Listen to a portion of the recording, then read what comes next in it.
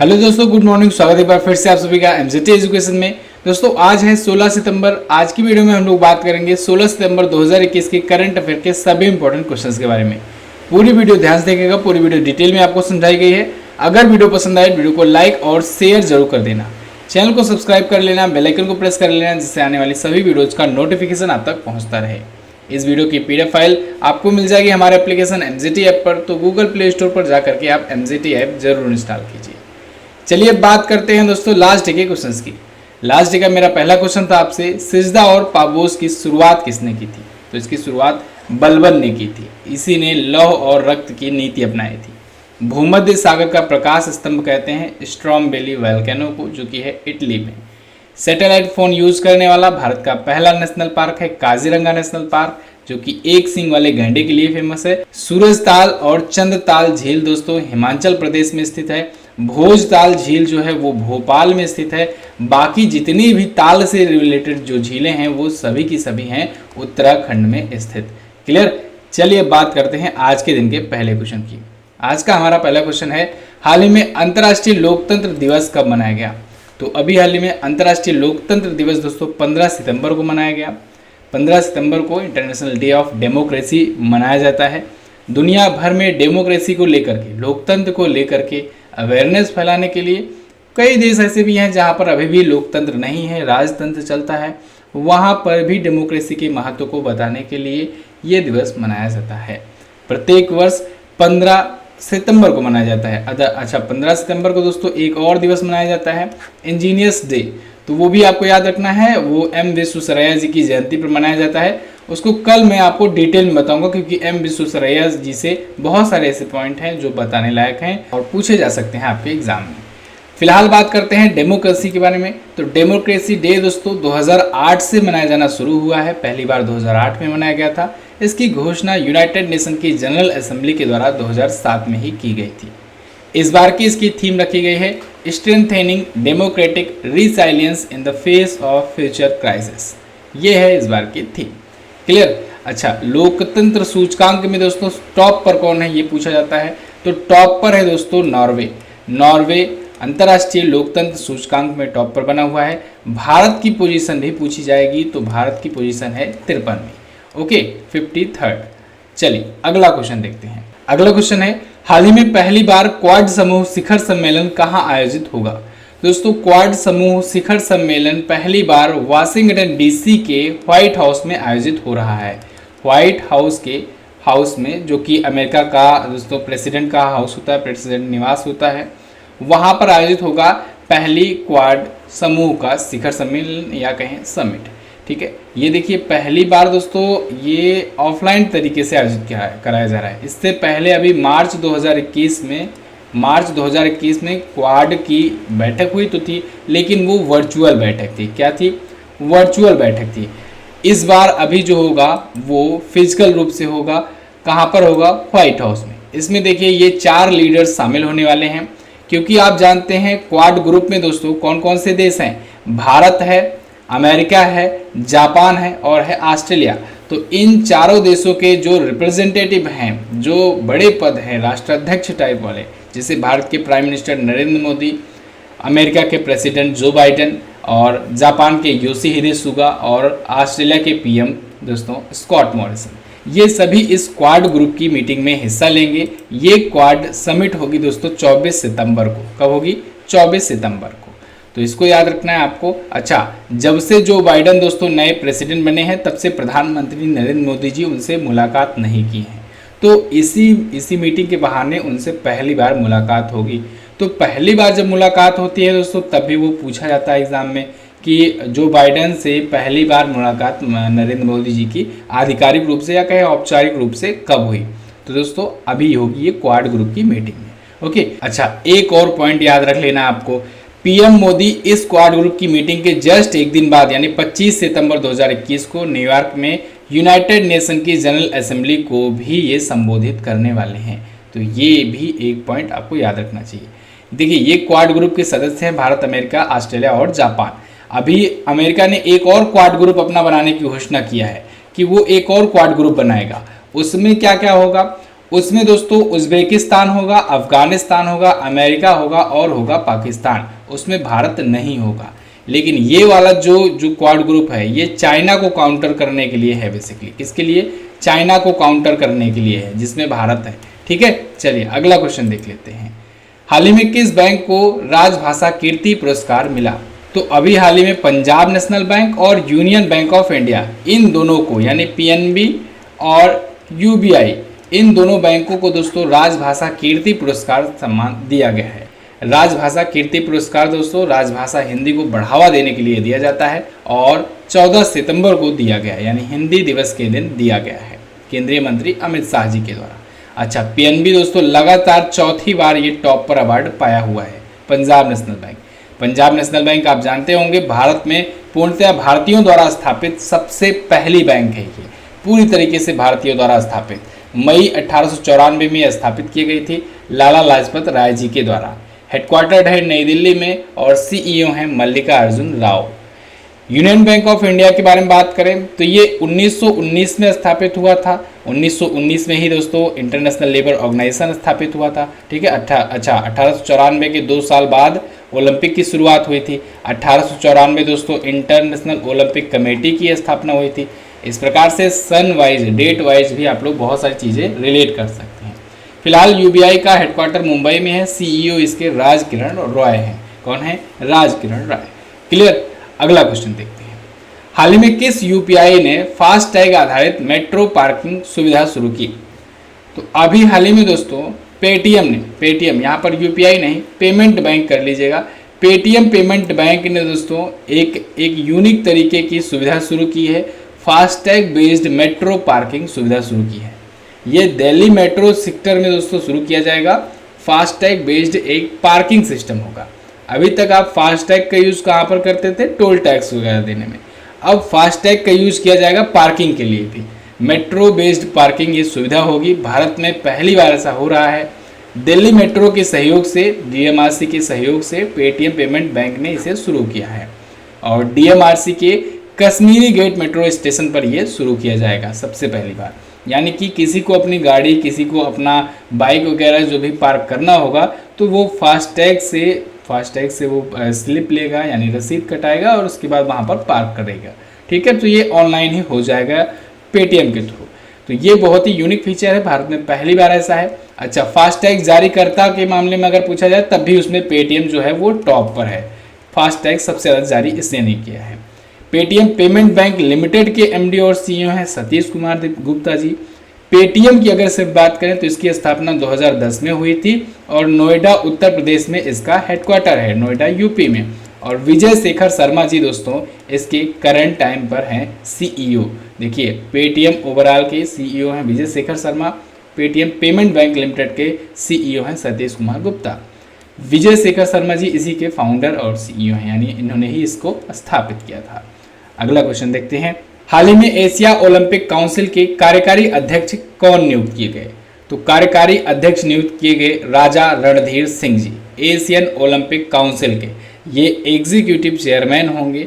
फिलहाल के लिए दोस्तों जो वहाँ पर जो अध्यक्ष हैं उन पर कुछ आरोप लगे हुए हैं जालसाजी के, तो इसको देखते हुए इनको नियुक्त कर दिया गया है। ये देखिए इमेज जो आपको दिख रहे हैं, यही है राणा रणजीत सिंह जी। ठीक है, तो ये एशियन गेम्स में मेडल वगैरह भी ला चुके हैं, गोल्ड मेडल दिला चुके हैं इंडिया में। 5 बार ये ओलंपिक में भी जा चुके हैं। हालांकि मेडल वहाँ पर नहीं ला पाए, लेकिन 5 बार ये ओलंपिक निशानेबाज रह चुके हैं। ठीक है, 1978 में ये एशियन गेम्स में गोल्ड जीते थे इंडिया के लिए। तो फिलहाल के लिए इन्हें कार्यवाहक अध्यक्ष नियुक्त किया गया है एशियन ओलंपिक परिषद का या काउंसिल का। क्लियर। अच्छा, ओलंपिक आया है, ओलंपिक रिलेट कर लीजिए। ओलंपिक देखिए बहुत ज़्यादा इंपॉर्टेंट है, यहाँ से क्वेश्चन तो बनेंगे ही बनेंगे। टोक्यो ओलंपिक 2020 ये आयोजित तो हुआ 2021 में, लेकिन 2020 इसका नाम पड़ा क्योंकि इवेंट 2020 वाला था। ओके, इस बार का ये 32वां संस्करण था। यहाँ पर मैं पैरालंपिक के बारे में आज नहीं बता रहा हूँ, डेली जीके टेस्ट में मैं आपको उस दिन बहुत अच्छे से दोनों में कंपैरिजन करके बताया हुआ था। अगर जो लोग नोट्स बनाए होंगे बहुत ही अच्छे से उनको समझ में आएगा। इसमें भारत दोस्तों 7 मेडल लाया, टोटल 7 मेडल में दोस्तों 1 गोल्ड था, 2 सिल्वर था और 4 था bronze medal. Bharat overall position था 48वें स्थान पर, 48वें स्थान पर अपना सफ़र खत्म किया। ठीक है, भारत जो था टॉप पर कौन था, टॉप पर अमेरिका था इसमें, टोक्यो ओलंपिक में, टोक्यो पैरालंपिक में चाइना टॉप पर था। अच्छा, एक बात और, इसमें थीम सॉन्ग पूछा जा सकता है। थीम सॉन्ग दोस्तों रखा गया था लक्ष्य तेरा सामने है, लक्ष्य तेरा सामने है। मस्कट अगर पूछा जाए तो मस्कट आप बताएंगे मेराइटोवा, ये इसका मस्कट था। सोमाइटी जो था ये टोक्यो पैरालंपिक का मस्कट था। एक और पूछा जाएगा आपसे कि मोटो क्या था, तो मोटो था दोस्तों यूनाइटेड बाई इमोशन। क्या, यूनाइटेड बाई इमोशन। सभी के सभी इंपॉर्टेंट पॉइंट हैं, डायरेक्टली पूछे जाने हैं आपके एग्जाम में। याद रखना 4 साल बाद ओलंपिक होता है और इसीलिए भर भर के क्वेश्चन पूछे जाते हैं एग्जाम में, तो इसको बहुत अच्छे से तैयार कर लीजिए, जान लीजिए, फ्री में आपको मार्क्स मिल रहे हैं। आपको सिंपली दोनों वीडियो जो मैंने बना करके दी हुई है आपको देख लेना है। अगला क्वेश्चन, राष्ट्रीय फ्लोरेंस नाइटिंगेल पुरस्कार 2021 किसे दिया जाएगा, तो ये दिया जाएगा दोस्तों भानुमति घीवला को। किसे, भानुमति घीवला को दिया जाएगा। ये गुजरात की दोस्तों एक नर्स हैं, तो इनको ये अवार्ड दिया जाएगा फ्लोरेंस नाइटिंगेल पुरस्कार 2021। देखिए इमेज देख लीजिए, यही है भानुमति घीवला, ये एक नर्स हैं दोस्तों और इनको ये अवार्ड दिया जाएगा। ये गुजरात के sir Sayaji Rao general hospital की नर्स हैं, तो इनको गर्भवती महिलाओं की डिलीवरी के दौरान कोविड-19 के टाइम पर इनकी जो भी प्रयास थे, जो भी काम थे, इन सबको देखते हुए ये अवार्ड दिया जाना है। ये अवार्ड देखिए वैसे भारत में दिया जा रहा है, भारतीय फ्लोरेंस नाइटिंगेल अवार्ड, ठीक है। वैसे अंतर्राष्ट्रीय स्तर पर भी ये दिया जाता है। भारत में बात किया जाए तो भारतीय नर्सिंग परिषद यानी इंडियन नेशनल नर्सिंग काउंसिल के द्वारा ये दिया जाता है, ठीक है, नेशनल फ्लोरेंस नाइटिंगेल पुरस्कार। अंतर्राष्ट्रीय स्तर पर बात करें तो अंतर्राष्ट्रीय रेड क्रॉस समिति, इंटरनेशनल रेड क्रॉस कमेटी के द्वारा ये 1907 में ही स्थापित किया गया था, लंदन में ही, ठीक है। ये फ्लोरेंस नाइटिंगेल जी की याद में दिया जाता है। फ्लोरेंस नाइटिंगेल को ही दोस्तों ए लेडी विद द लैंप कहते हैं, ए लेडी विद द लैंप कहा जाता है, ठीक है, इस नाम से भी जाना जाता है। तो इनकी याद में ये दिया जाता है। ओके, चलिए अगला क्वेश्चन बात करते हैं। अगला क्वेश्चन है, हाल ही में ब्रैंडन टेलर ने अंतर्राष्ट्रीय क्रिकेट से संन्यास की घोषणा कर दी, ये किस देश के खिलाड़ी हैं, तो दोस्तों ये थे जिम्बाब्वे के खिलाड़ी। जिम्बाब्वे के बहुत ही महानतम खिलाड़ियों में से, क्रिकेटर्स में से एक माने जाते हैं। तो इन्होंने अंतर्राष्ट्रीय क्रिकेट से संन्यास की घोषणा कर दी है। इमेज देख लीजिए, ये हैं ब्रैंडन टेलर। जैसे इंडिया में दोस्तों धोनी फेमस हैं, सचिन तेंदुलकर फेमस हैं, विराट कोहली फेमस हैं, ऐसे ही जिम्बाब्वे में ये फेमस है, यानी वहाँ के समझ लीजिए सबसे महानतम खिलाड़ियों में से एक थे। तो इन्होंने अंतर्राष्ट्रीय क्रिकेट से संन्यास की घोषणा कर दी है। ये जिम्बाब्वे के पूर्व कैप्टन भी रह चुके हैं और विकेट कीपर बल्लेबाज थे। इन्होंने अंतिम मैच अपना आयरलैंड के खिलाफ 2021 में 13 सितंबर को खेला और उसी मैच में इन्होंने घोषणा कर दी थी कि इसके बाद ये संन्यास ले लेंगे। डेब्यू इनका हुआ था 2004 में, यानी 17 वर्षों तक ये खेले अपने देश के लिए। ओके, इनके कैरियर में 204 वनडे मैचों में इन्होंने 6670 रन बनाए हैं। देखिए रन पर मत जाइएगा क्योंकि जिम्बाब्वे वगैरह टीम जो है वो बहुत ज़्यादा खास टीम है नहीं, इस वजह से वहाँ के जो प्लेयर हैं वो कम ही रन बनाए हैं। ओके, अगला, हाल ही में राजा महेंद्र प्रताप सिंह विश्वविद्यालय की आधारशिला किसने रखी, तो इसकी आधारशिला रखी है दोस्तों प्रधानमंत्री नरेंद्र मोदी जी ने। अभी हाल ही में राजा महेंद्र प्रताप सिंह यूनिवर्सिटी की आधारशिला रखी गई है उत्तर प्रदेश के अलीगढ़ में, ठीक है। अलीगढ़ एक जिला है उत्तर प्रदेश में, वहाँ पर आधारशिला रखी गई है। अच्छा, आधारशिला और उद्घाटन में कुछ लोग कंफ्यूज होते हैं। देखिए आधारशिला तब रखी जाती है जब से कोई बिल्डिंग या जब से कोई प्रोजेक्ट जो है वो स्टार्ट होने शुरू होता है, यानी उस पर काम होना शुरू होता है। जैसे अब ये यूनिवर्सिटी की आधारशिला रखी गई है तो यानी ये यूनिवर्सिटी अब बनना शुरू होगी। लेकिन उद्घाटन तब किया जाता है जब कोई जो प्रोजेक्ट है या जब कोई जो भी बिल्डिंग है या कोई भी ऐसा प्रोजेक्ट है वो बन करके तैयार हो जाता है, उसका प्रचालन शुरू होना होता है। तो जब ये यूनिवर्सिटी बनकर के तैयार हो जाएगी तब इसका उद्घाटन किया जाएगा, लेकिन अभी इसकी आधारशिला रखी गई है, यानी कि अब ये यूनिवर्सिटी बनना शुरू हो चुका है। तो उत्तर प्रदेश के अलीगढ़ जिले में ये बनाया जा रहा है महान स्वतंत्रता सेनानी, शिक्षाविद और समाज सुधारक राजा महेंद्र प्रताप सिंह जी की स्मृति में और उनके सम्मान में।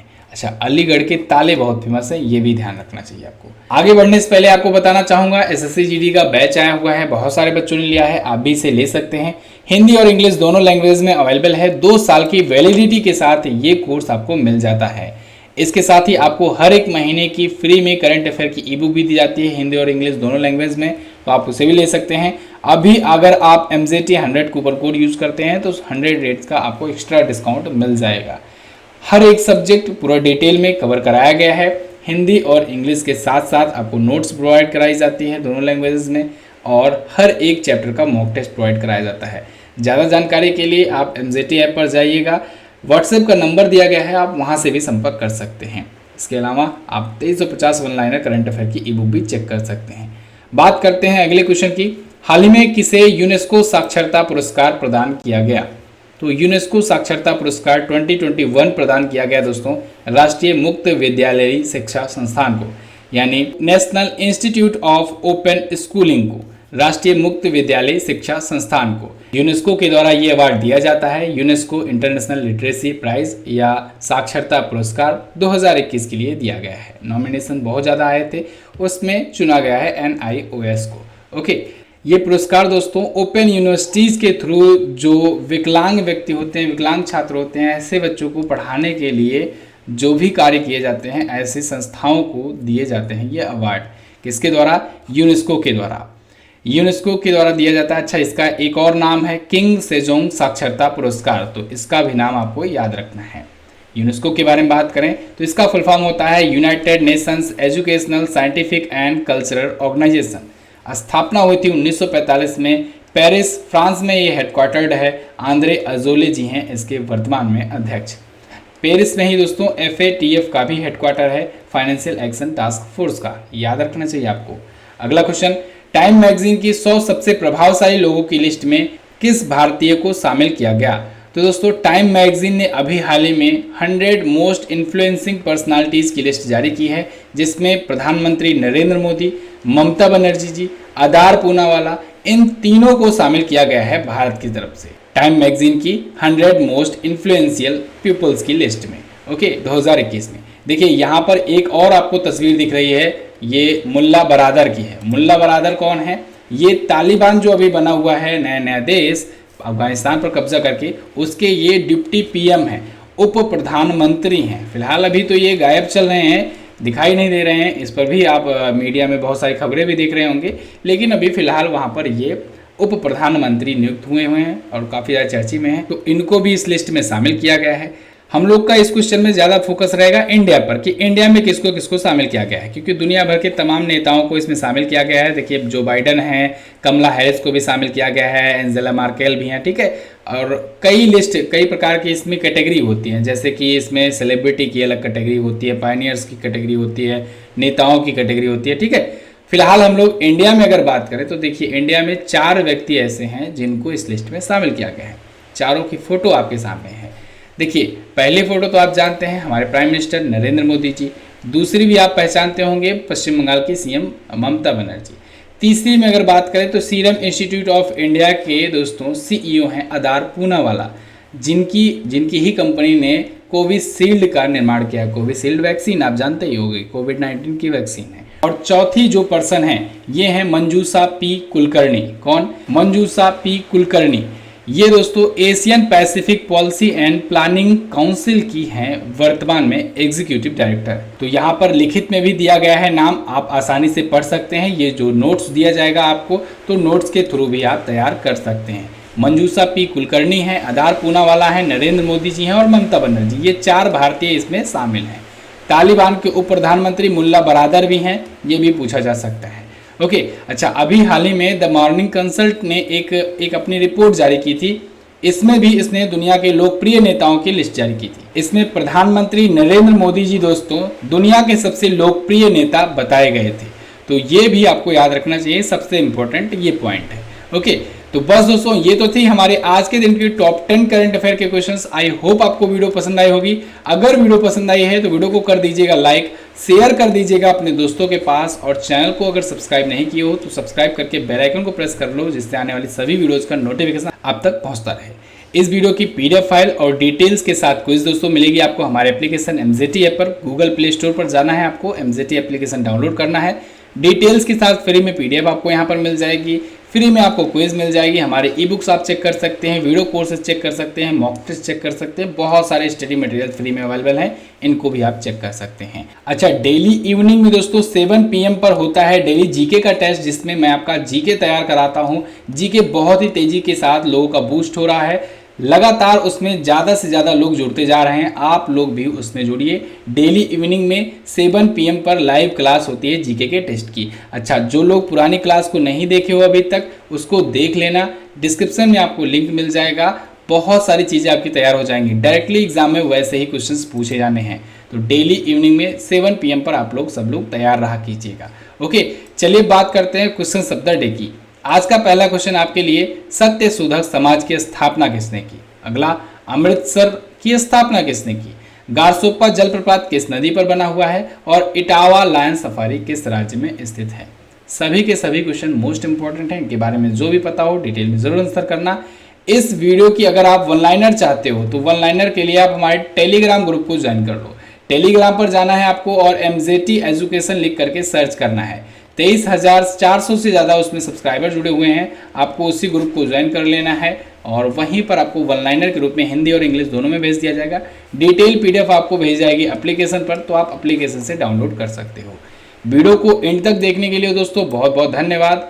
ऐसे ही वीडियो में बने रहिए, लाइक और शेयर करते रहिए। मिलेंगे दोस्तों अगले दिन की वीडियो में, तब तक के लिए नमस्कार, जय हिंद, वंदे मातरम।